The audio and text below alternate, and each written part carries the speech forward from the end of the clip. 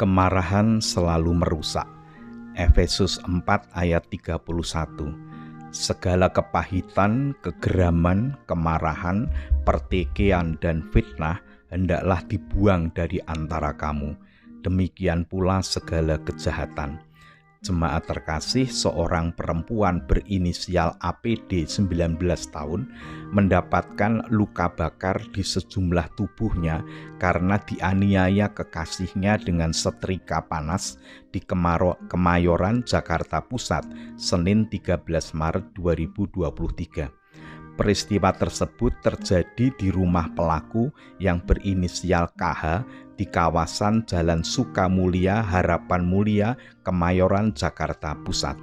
Pelaku tega menempelkan setrika panas ke beberapa bagian tubuh APD hanya karena pesan WhatsApp-nya tidak dibalas korban. Saat APD berkunjung ke rumah pelaku tanpa babi bu, KH langsung menempelkan setrika panas ke sejumlah tubuh kekasihnya itu. Akibatnya kedua tangan, betis, dan punggung korban mengalami luka bakar.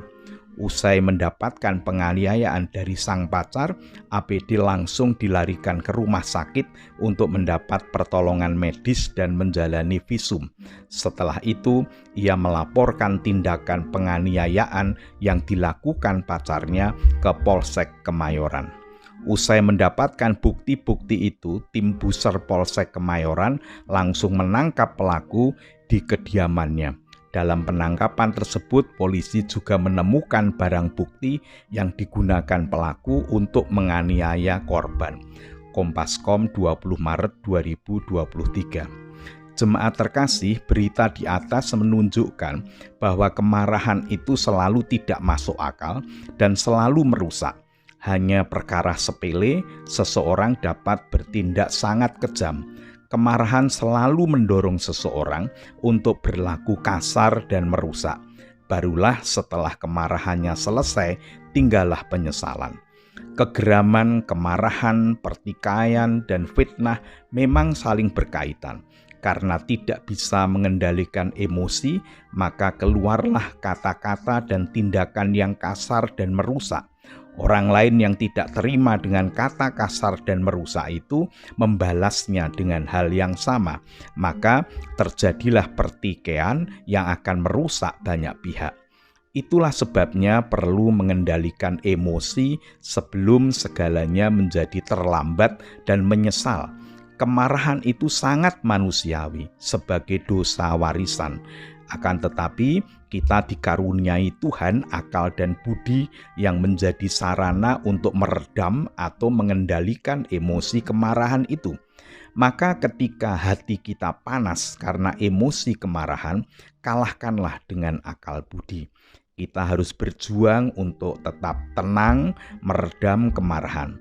Setelah lebih tenang, mari kita pertimbangkan dengan akal dan budi. Mari kita bertanya di dalam hati, apa keuntungan marah? Dengan cara itu, kita akan terhindar dari kemarahan yang membabi buta. Harus diakui, meredam kemarahan itu sangat sulit. Apalagi dilandasi dengan rasa tersinggung harga diri. Seolah-olah kemarahan itu menjadi benar karena harga diri yang terusik. Padahal apapun alasannya, kemarahan selalu merusak. Kemarahan bukan sarana yang baik untuk menyelesaikan persoalan kehidupan. Apapun juga, meskipun itu berat, kita harus menggunakan akal budi untuk menghadapi berbagai persoalan hidup, bukan dengan kemarahan. Sebelum segalanya menjadi penyesalan, ketika kita dikuasai oleh kemarahan, mari kita tetap tenang, mengambil nafas pelan-pelan, mohon pertolongan Tuhan agar dapat mengendalikan dan memadamkan kemarahan. Mari kita sadari, meskipun posisi kita disebut benar, tetapi kemarahan bukan untuk mempertahankan kebenaran itu. Kebenaran harus dipertahankan dengan akal budi, dengan kesabaran. Salam sehat, salam bahagia, Tuhan Yesus memberkati. Mari kita berdoa. Allah yang Maha Kasih, yang kami yakini hadir dan berkarya di dalam Allah Bapa, Allah Anak, dan Roh Kudus. Kami bersyukur sebelum kami beristirahat, Tuhan memperkenankan kami menerima dan menggumuli firman Tuhan. Kembali Tuhan mengingatkan agar kami dapat mengendalikan emosi kami, harus dapat meredam kemarahan kami. Dengan demikian kami tidak akan menyesali apa yang sudah terjadi. Kami berdoa untuk seluruh warga jemaat, kiranya Tuhan senantiasa memberikan kehidupan yang damai dan sejahtera. Kami menyerahkan berbagai pergumulan kehidupan yang kami alami. Ada di antara kami sedang menderita sakit, Tuhan berkenan untuk menyembuhkannya.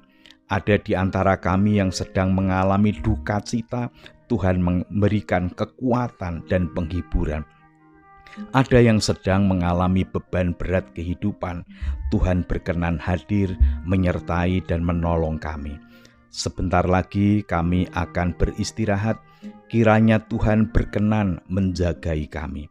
Jika esok hari Tuhan masih memberikan kesempatan kepada kami untuk melanjutkan kehidupan ini, kiranya Tuhan berkenan memberikan kekuatan kepada kami agar kami dapat menjalani kehidupan ini dengan bermakna. Ampunilah segala dosa kami. Di dalam nama Tuhan Yesus Kristus kami berdoa. Amin.